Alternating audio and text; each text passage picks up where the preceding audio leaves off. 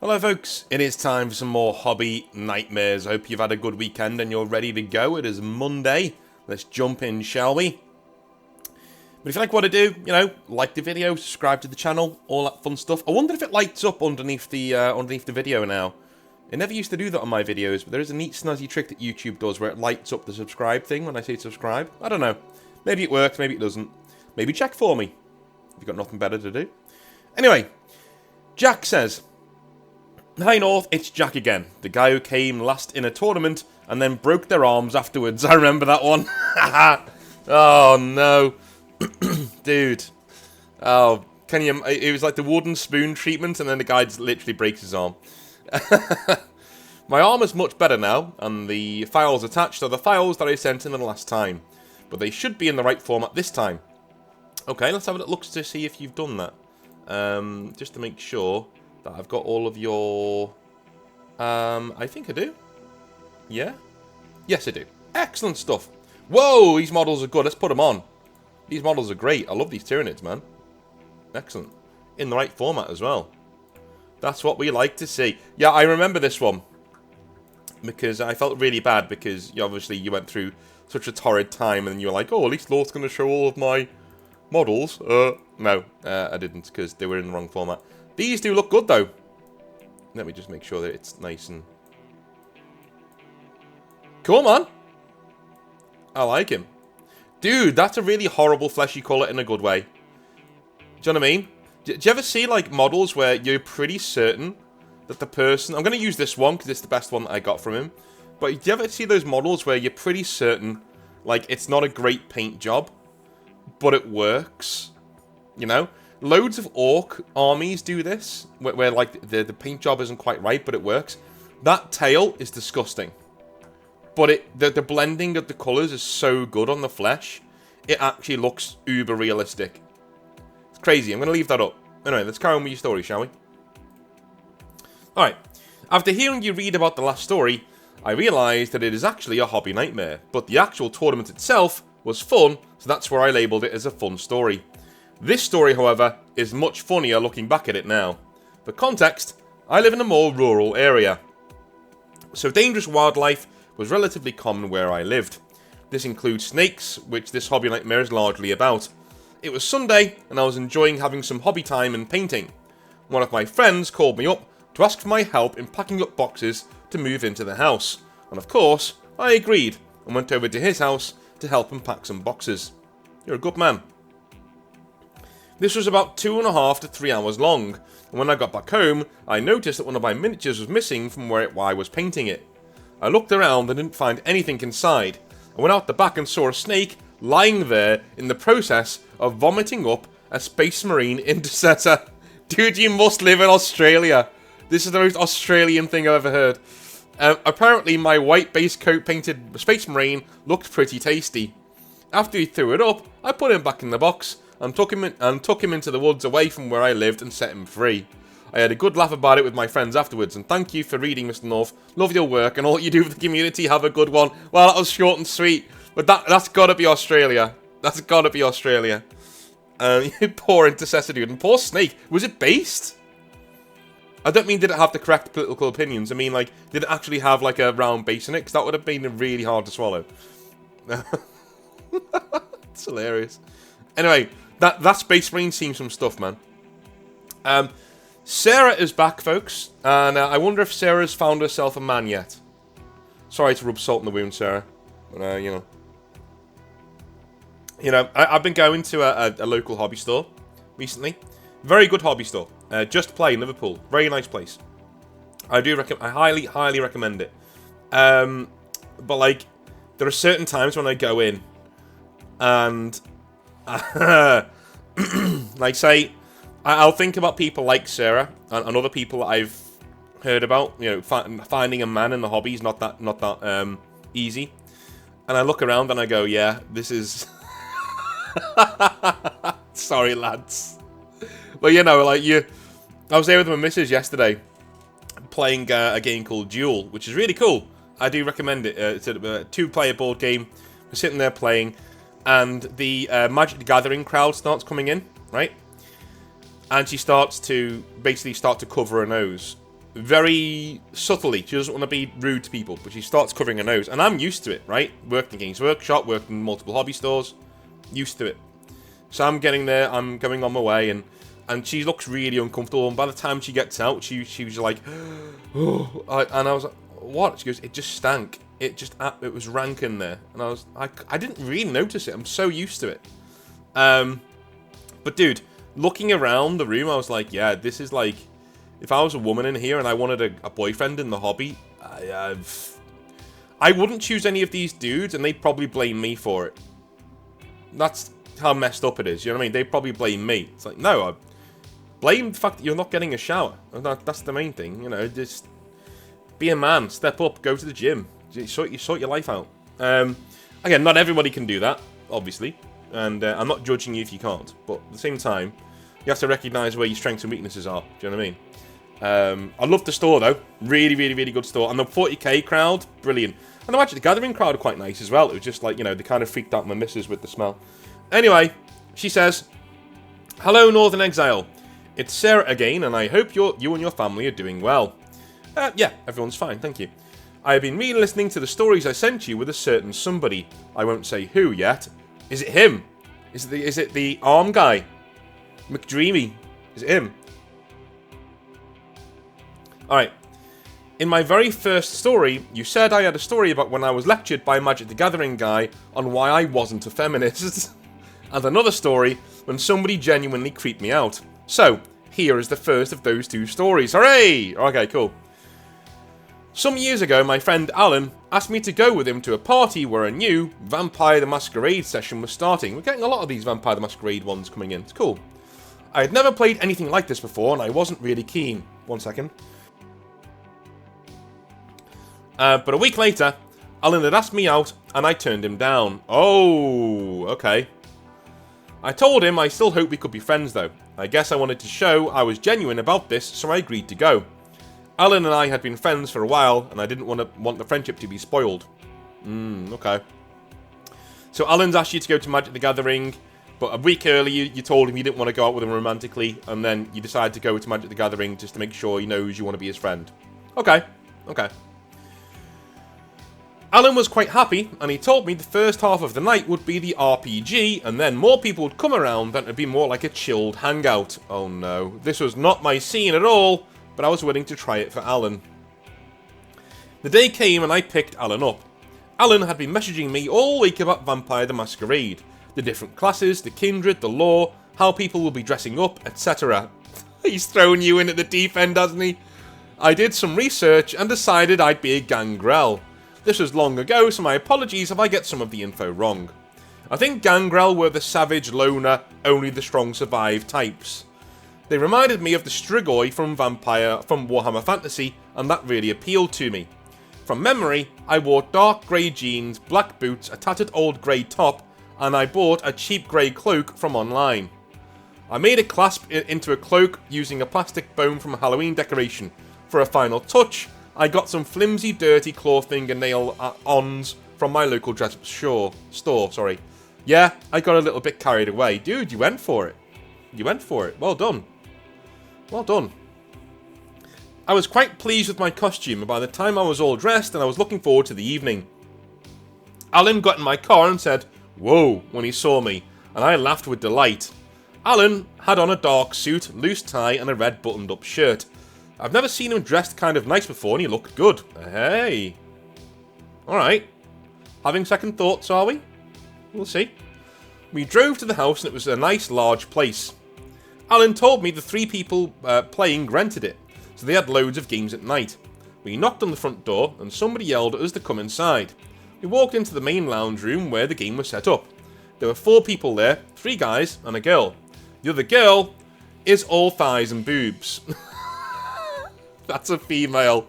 That's a woman description of another woman, if I've heard one. She's all thighs and boobs. I get introduced to everybody. We sat around the table and the storyteller is doing the preamble. Everyone except me is drinking something alcoholic. We go around explaining which clan we are, and I say, "Oh, Gangrel." "Gangrel?" one of the guys asks. "No, somebody like you should be a Toreador."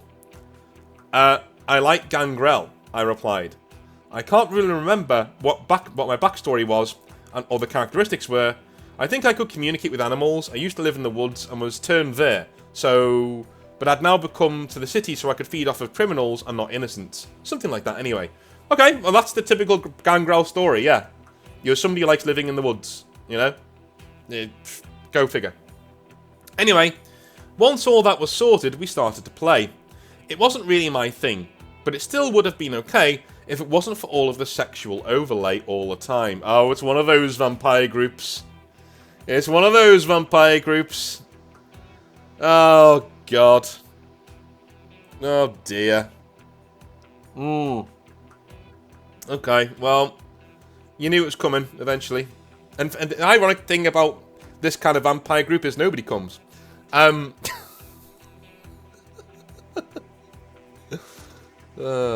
Dad jokes. I love them. Maybe this is just how Vampire the Masquerade is. No, it isn't.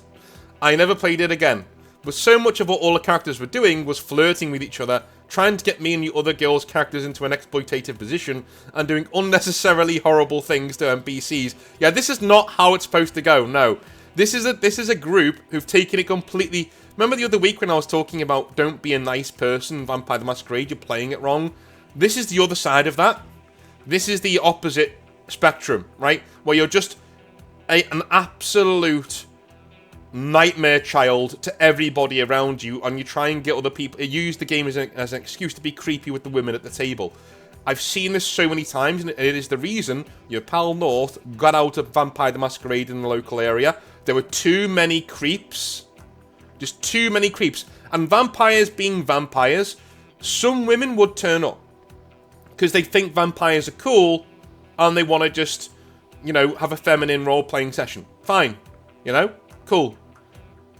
But that being that, some of the other players knew that was the case, and absolutely, they would latch on to the mildest, most average attractive woman there. They would latch on to her, and it'd be the creepiest thing you've ever seen, dude. And it's just not my bag. And that's generally what it became in the local area, unfortunately, for me. Wasn't great. Anyway, I won't go into too much detail, but it's not my taste at all. Luckily, being Gangrel, I had high strength, so I could lash out if I had to. I guess I didn't like it because the players have to sort of verbally act out what the other characters are doing. It removes a layer of separation, I suppose. In Warhammer, your opponent's models might be shooting or stabbing your models to death, but it's abstract. Here, it's like it's actually happening to you. I don't know, it creeped me out. I'm not saying all the people who play it are creepy, I am. This is just how it made me feel. Well, also, that's role-playing. You know? Can't go too hard on it, it's role-playing. But yeah, most Vampire the Masquerade tables these days, in my area at least, are kind of like this. It's not nice. After many hours, the storyteller called an end to the session as more people were arriving soon. I chatted with Alan, who seemed really to have enjoyed it. I think he was obvious to my discomfort, but that's okay. Oblivious, sorry. I think he was oblivious to my discomfort, but that's okay. This is something he liked. I took my grey cloak and fake nails off and when the others arrived and others stayed in costume. It was pretty chill and I hung out with Alan mostly. Then one of the people who lived there brought out a Ouija board and tarot cards. "Oh, let's go play," Alan said. There's no way I'm going near those things, but you go, I said. Okay. "I want to do the board with you. Come on, Sarah, it'll be fun," he insisted. "Alan, I'm 100% not getting involved with that. If you want it, you can try it. I'll just hang around. Good for you for standing your ground. Good for you." Alan went off to the table with the Ouija board and tarot cards are being set up. I looked around, wondering what to do whilst Alan mucked around with that stuff, already thinking I wanted to go home. I saw two guys playing Magic the Gathering in a corner and went over to go look. Mind if I watch?" I asked them. The two dudes looked up from their seats. One of them smiled when he saw me, I think his name was Oliver. "Be my guest," he said. They played and Oliver won, his opponent leaving to get a drink. Oliver stood to talk with me. He was lean, had swept-back brown hair to his shoulders, and had an easy manner about it. "I haven't seen you here before," Oliver said. Alan invited me. I'm Sarah. I played Vampire the Masquerade before everybody got here." "Oh right, is he your boyfriend?" Oliver asked. No, he's my friend. We play Warhammer at the same store. Oh, cool, cool. Oliver then very obviously looked me up and down. Oh, well, do you know what? You know, it depends how he looked you up and down, doesn't it? There's looking you up and down, and there's looking you up and down. Like, if he just gave you, like, a side eye, like, oh, you're single, cool, right? That's fine, right? But if it's like a, like, taking in all the goods, that's something else entirely, right? That's crossing the line. But a bit of flirtation of, like, oh, is he your boyfriend? Because if one of your first questions to a girl is that your boyfriend, right? That is already laying out your stall. Just remember that, right? There's no other reason you're asking if somebody's her boyfriend unless you're interested romantically, you know? And just because they say no, that's not an affirmation to continue to the next stage. It needs to be a no, and then she, like, plays with her hair, or does, you know what I mean? Something like that. Then you can carry on and start flirting. But if it's like, no, we're just friends, and she's not showing any interest, just be friends and see where it goes, right? So where was I? Okay. Oh, cool, Oliver then said, very obviously looking up and down. Did you enjoy Vampire the Masquerade? Oliver asked. No, not really. It's just not my thing, I replied. Want to have your cards read then? I'll come with you, he offered. Oh, that's definitely not my thing. I don't even like being around it, I explained. Superstitious, are you? Oliver teased, poking the side of my body with his elbow. Oh, God. I suppose you could say that. My religion says it's bad juju and not to get involved. His facial expression changed a bit from easy smile to a hint of ridicule. Oh, God. I need another coffee, one sec. Okay. Why can't you have fun with that sort of thing? He queried. Because if somebody does interact with you, it's probably not human. I didn't explain further because I got the sense he didn't really want to know. That sounds like nonsense to me. You probably have all sorts of stupid rules, Oliver said imperiously. I shrugged. I guess to some they would seem stupid. You know there's this new idea going around that what? You know there's this new idea going around that could set you free from that patriarchal means of control, Oliver said, leaning in close. It's called, feminism. This guy's brilliant. He leaned back straight and smiled broadly, like he had just told me some secret. I'm not a feminist. I turned to see where Alan was, already not liking the situation. What? Oliver practically yelled at me. But you're a woman. You have to be a feminist. I've mentioned before that outside of Warhammer, I'm usually a pretty confrontation-averse person, and I started getting really uncomfortable now. How could you not be a feminist? Oliver wouldn't let it go. He kept trying to explain to me that I had to be, that I could be empowered, blah blah blah blah blah. I kept trying to get Alan's attention, but there were people in the way. I think Oliver thought he was doing me a favour or enlightening me, but he was totally unaware of how uncomfortable he was making me. Gosh, I just wanted to get out of there. I kept thinking coming to this party was a big mistake, and how much I'd rather be at home. Finally, I saw Alan walking around. I need to go see my friend, I blurted out to the lecturing Oliver. Oh, okay. He seemed stunned to be interrupted. Before he could start again, I dashed over to Alan. Alan, I'm ready to go, I told him. What? But the party just started. I know, I'm sorry, but I have to leave, I explained. But I'm not ready to go yet, said Alan. Can you get a lift back with somebody else, I asked. He looked around. Yeah, I guess I can. What happened? I thought you were having a good time. He seemed sad, and I did feel bad for him. This just isn't my thing, but thank you for inviting me though. I'll see you back at the store next weekend, okay? I said, and he nodded. Have a good night, I told him, and left. I made a beeline for the front door, but was intercepted by Oliver. Oh, he's back! Going to hang outside for a bit? I'll join you. Actually, I'm just gonna go home. I tried to step around him, but he moved to block me. Okay, right, dick move. Dick move, alright? Okay, lads, listen to me. Listen to me. If a woman's making to leave somewhere, don't you ever get in their way. You know this channel and you know my views. I'm on your side. Totally on your side. And I know you have to put up with a lot of nonsense in the world. Okay? Absolutely. With you on that one. All my sympathy, 100%. But if a woman is uncomfortable or wants to leave somewhere, don't you ever, ever, ever get in her way. Let her go. Even if it's a friendly... If she's going home, let her go. If you don't know her, don't get in her way. Don't try and stop her. That way lies trouble. For you and for her. Don't do it. Alright? Doesn't look good on your resume at all. Alright. Okay. Already? He said. Stay for one more drink. I'll get you something. We can finish our conversation. I have to get home. I put my head down and tried to get around him again, and he blocked me again. Can I have your number before you go? Oliver asked. Sorry, I'm in a rush, I said, finally sidestepping him and leaving. I rushed into my car and drove away, feeling relieved. Once I got home, I found I had a text message from Alan. Hey, Sarah, there's a guy here, Oliver. He has your cloak. He keeps asking me for your number. My damn cloak. In my rush, I had forgotten it. Hey, don't worry about it. It was cheap. Don't give him my number, okay? Alan was happy not to give it. I later learned he tried to get my social media from Alan too, insisting he wanted to give my cloak back. I guess it's like your hat story in reverse. No, it's not, because the hat story isn't creepy, right? And I'm gonna tell it again because I love telling the hat story. So for those of you who don't know, when I was in university, one of my friends, I am friends with somebody who might be. He's like he's in the inner circle, right? He's one of my oldest, dearest friends.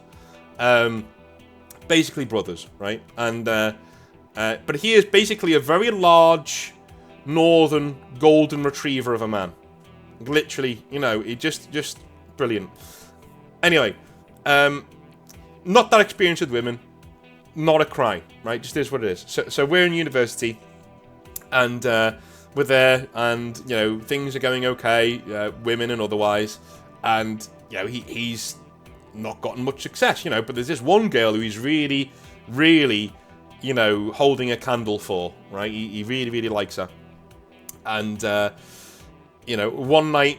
He likes to wear a bowler hat when he goes out, and it looks pretty good on him. Not gonna lie. So he wears this hat, and we're in the bar downstairs in the university, chatting away, and everyone's dancing, and we're just like lashing back pints because you know you do what you do.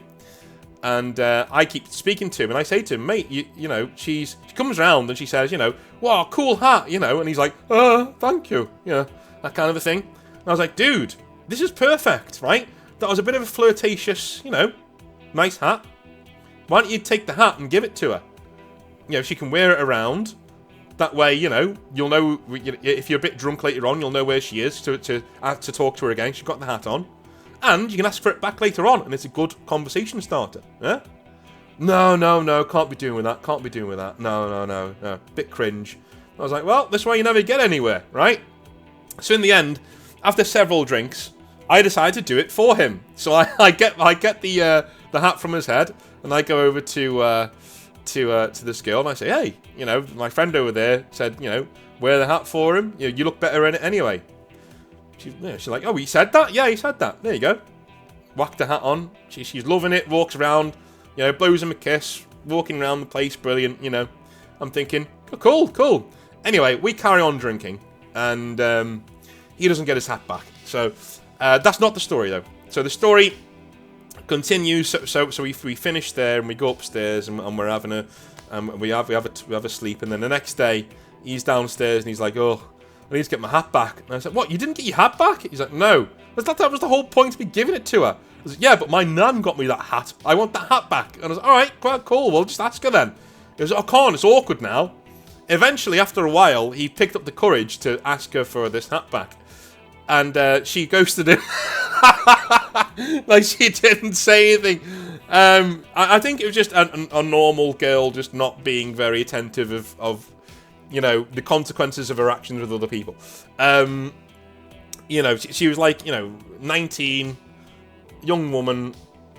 You know, they don't think clearly. You know, that just is what it is. Anyway, eventually, he really wants this hat back, and he starts sending her an email once in a while. So he'll say, listen, you know, it's so-and-so from the other night. Do you mind passing me the hat back. You know, my nan gave it to me. I'd actually like to have it back, blah, blah, blah. You know, and goes on and on and on from there. And these emails get more and more frequent. And he gets a number, texts her, no response, right? And over the weeks, this carries on until one night we go out. And we get royally drunk. Drunk as lords, you know. And I've repaid him for this hat several times, by the way. Just saying. For the drinks and for how bad I felt. I laughed at the time, because it was really funny. But, like, you know, because you're a dude, right? You're a dude. You take the absolute Michael out of people for stuff like this. So I got the hat. No, I didn't get the hat, sorry. I just took the piss out of him for losing his hat. Anyway, even though I'm the one who lost it for him.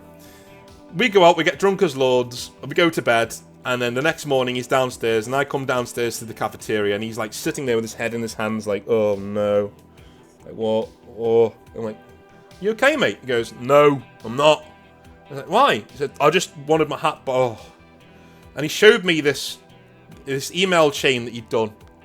So basically, when he got home, when he was royally drunk, he emailed this girl, and obviously he's carried on drinking, and he's listening to angry music or something, and he's like, and the emails get more and more angry and aggressive as it goes down. No, seriously, I want my hat back, please. Hat back now, please. The last one just said hat. Full stop. That he'd sent to her email address. And then the very last one was just a clip art picture of a bowler hat. Just, it cracks me up every time. Just the very last one's just a picture of a bowler hat with a question mark next to it. Just, oh my god. And I just like, I'm sitting next to him and I'm laughing so hard, he actually cracks up and starts laughing. And he actually finds the funny in it. He's like, okay, right. It was just, oh my god. Absolutely. Another story that cracked me up. You probably won't find this one funny, but I've got a mate, Matt, who is awesome. Matt's really, really cool. Really good physicist, but one of the most awkward people I think you'll ever come across in your life. And he's one of these guys who says something hilarious without realising he said it, right? So the first time we met Matt, he sits down at our table. We've been having a few drinks, and he's like, chaps, you know, he's quite posh. He's like, chaps, I'm really, really fuming. I was like, all right, lad, what's going on? You all right, mate? What's happening? He goes, right, I went to a poster store for posters for my dorm room, right? Yeah. I found the most amazing Where's Wally poster. Yeah. Now I turn around and turn back and I can't find it. It's gone. I lost it. I'm just like, I need to start cracking up, right? Because obviously, you know, I'm thinking this is a joke. So I'm starting to crack up thinking that's really, really funny. You lost the Where's Wally poster. That's really funny. And he just, with a straight face, turns around and goes, I don't think it's very funny. And that just sent me, you know, I just absolutely, like that he was so annoyed with this thing. Anyway, I'm moving on. Enough stories about North life.